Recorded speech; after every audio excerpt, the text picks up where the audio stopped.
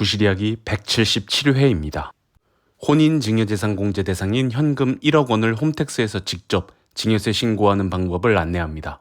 사전증여로 현금 5천만 원이 있고 일반 증여재산공제를 이미 받은 사례로서 이번에 증여받은 혼인증여 1억 원을 합쳐서 총 1억 5천만 원을 받았으며 증여세는 당연히 없을 것입니다. 먼저 신고된 사전증여가 있는지부터 확인해야겠습니다. 본인이 10년 내 어느 시점에 얼마를 받았는지 정확하게 알고 있고 신고까지 했다면 이번 단계는 생략해도 좋습니다. 또한 신고된을 강조한 이유는 사전증여를 신고했어야만 이후에 설명할 증여세 신고서 작성에서 각각의 칸을 채워 넣을 수 있기 때문입니다. 만약 이 영상을 보시는 분 중 과거 5천만 원 현금으로 받고 증여세 없다 그래서 신고도 안 해왔다면 먼저 과거 5천만 원을 증여세 기한 후 신고 진행해 주신 다음에 이 영상에 따라 진행하시기 바랍니다. 본론으로 돌아와서 화면 상단에 세금 신고를 누르면 탭이 열리고 여기서 증여세 신고를 누른 다음 맨 오른쪽 신고도움 자료 조회에서 두 번째 증여세 결정 정보 조회를 누르시기 바랍니다. 조회 기준일은 내가 증여세를 신고하려는 날도 아니고 사전 증여 받은 시점도 아닌 이번에 혼인공제 대상 1억 원을 받은 날을 의미합니다. 즉 이번 신고 대상의 증여일을 입력합니다. 그리고 조회 누르고 선택 부분을 체크하면 사전증여 신고한 내역이 보시는 화면과 같이 뜰 겁니다. 참고로 신고된 증여 내역과 결정 정보는 다른 개념인데 만약 두세 달 전에 홈택스에서 직접 신고했는데 여기 안 뜬다고 놀라지 마세요. 신고가 안 됐거나 접수가 안 된 게 아니니까 영상 뒷부분에서 관련 내용을 설명할 테니 여기선 안 나오면 안 나오는 대로 그냥 넘어가시기 바랍니다.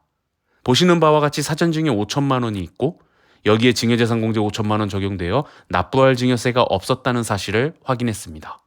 이제 본격적으로 증여세 신고를 해볼 겁니다. 다시 상단에 세금 신고 누르고 증여세 신고, 일반 증여세 신고를 순서대로 누르고 화면 바뀌면 정기 신고를 누릅니다. 처음 증여일자는 내 통장에 증여자로부터 입금된 날을 의미합니다. 영상 사례에는 2024년 11월 20일에 1억 원이 입금되었으니 이 날을 입력합니다. 주의할 것은 신고 기한은 2025년 2월 말이 되는데 2월 초에 신고한다고 가정했을 때 시간이 다소 지나 거래 내역상 입금일을 정확하게 기억하지 못해 확인하지 않고는 기억으로 얼핏 작년 11월 18일쯤이었던가 하고 며칠 차이나게 입력하면 안 됩니다. 꼭 계좌이체로 입금된 날을 다시 한번 확인하셔서 이를 증여일자로 반영하세요. 증여자를 입력하는데 영상 사례는 아버지로부터 받았으므로 아버지의 주민등록번호를 넣고 확인 누르세요. 그리고 수증자인 나에 대한 정보를 입력하는데 공인인증서로 로그인했기 때문에 내 주민등록번호는 자동 입력되어 있어 확인만 누른 다음 내 전화번호는 직접 입력해 줍니다. 하단의 증여자와의 관계는 자를 선택하신 다음 저장 후 다음 이동해 주세요. 여기서부터 집중하셔야 합니다. 초록색 상자 먼저 보시면 순서대로 증여재산의 구분에는 증여재산 일반 선택하시고 증여재산의 종류는 현금으로 평가 방법은 현금 등 시가 상기 제외를 선택하면 아래 평가가액 넣는 칸이 활성화됩니다. 여기엔 이번에 받는 금액을 넣는 거예요. 사전증여 넣는 거 아닙니다. 1억 원을 입력하는데 여기 숫자는 거래내역상 입금액과 일치해야 합니다. 그리고 등록하기. 그러면 화면 상단 증여재산 명세 목록 부분에 이번에 증여인 1억 원이 반영되어 있을 겁니다. 그리고 사전증여가 있으니까 별도로 입력해줘야 하는 점 명심하세요. 앞에서 입력했던 증여재산의 구분에 이번에는 증여재산 가산, 거주자 이걸 고르세요. 그리고 오른쪽에 기증여 신고서 선택을 눌러줍니다. 그럼 기증여분 합산신고 대상 선택이라고 해서 결정 현황과 신고 현황이 나올 거예요. 제가 첫 번째 단계에서 증여세 결정 정보 조회할 때 2, 3개월 전에 증여세 신고했는데 거기에 조회가 안 되더라도 놀라지 마시라고 한 이유가 어차피 여기서 다시 한번 확인하기 때문인데요. 화면과 같이 결정 현황에도 5천만 원 증여가 뜨고 신고 현황에도 동일 내용이 떠 있다면 결정 현황을 선택하시면 됩니다. 이렇게 두 군데 다 떠 있으면 꼭 결정 현황을 누르세요. 한편 만약 결정 현황이 안 뜨고 신고 현황만 뜨면 아래 신고 현황을 선택하시면 됩니다. 간단히 설명해보면 증여세 신고 후 담당 세무공무원이 배정된 후에 문제없나 살펴보고 최종 승인, 세법상 용어로 결정을 하게 되는데 증여세 신고했다고 해서 곧바로 세무공무원이 결정하는 것이 아니고 몇 개월 후에 결정하다 보니까 결정 전에 재차 증여를 하게 되는 경우에는 결정 현황에는 안 뜨고 신고 현황에만 뜰 수 있는 겁니다. 어쨌든 이렇게 결정 현황 불러오면 증여재산의 구분과 종류는 수정이 안 되게 회색 음영 표시로 조회되고 주의할 점은 사전 증여 금액은 이상하게 자동으로 불러와지지 않는다는 점입니다.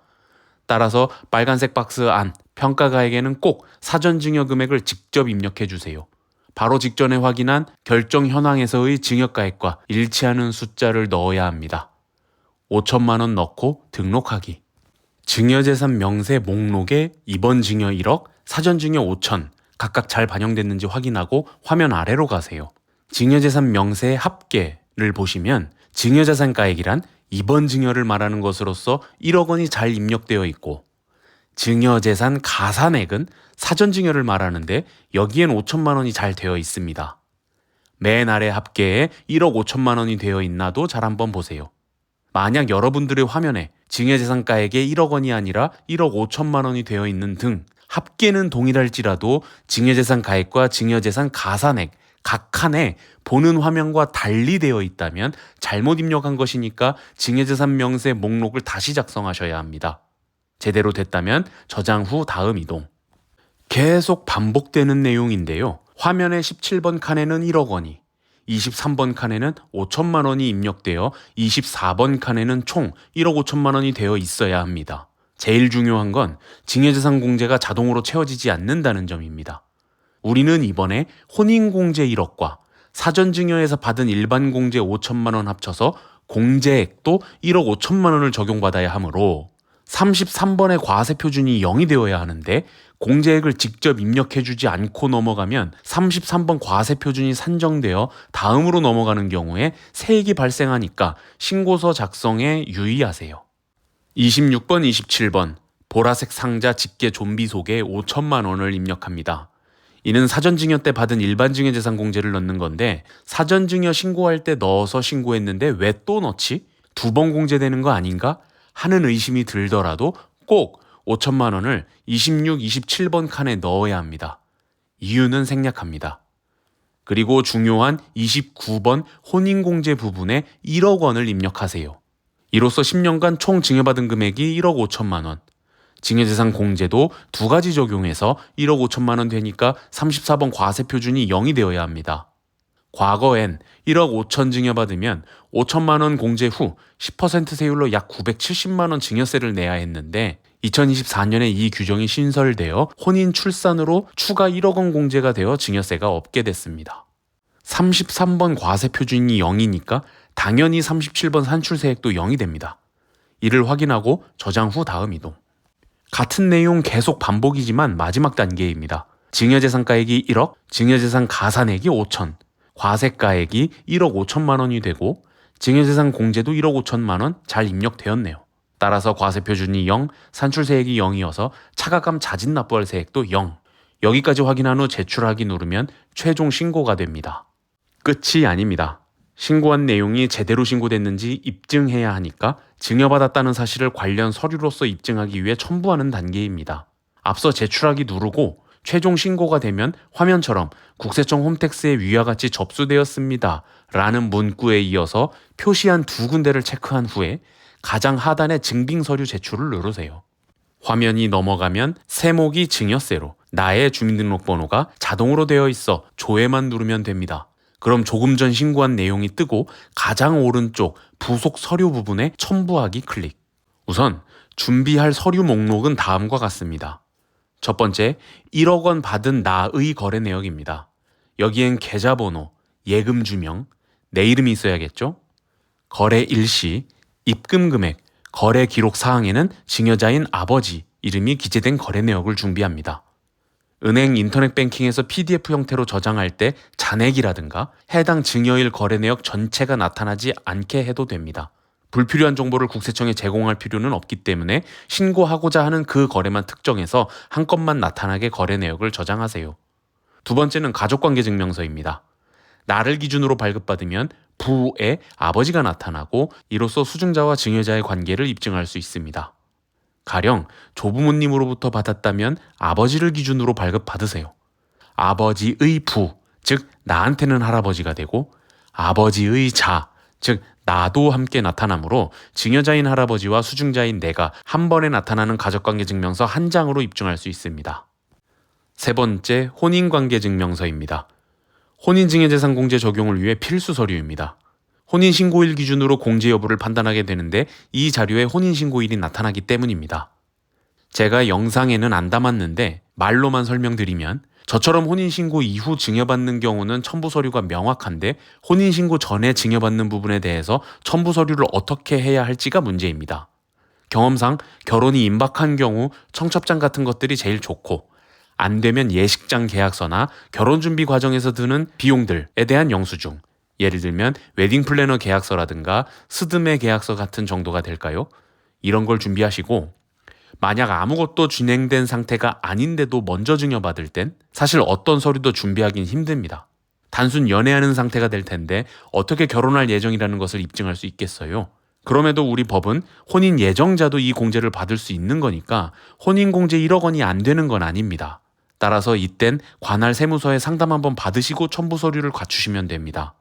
법에는 혼인신고 전 공제받고는 실제 혼인하지 않는 경우 추징하는 규정이 있기 때문에 아무런 첨부 서류 없어도 국세청에서는 신고분에 대해서 인정한 후에 사후 관리 측면에서 기한 내 혼인신고하지 않으면 직접 추징하는 절차를 진행하면 되겠으나 실무상 담당 세무공무원들은 결정을 위해 첨부 서류를 어떻게든 받으려고 할 거예요.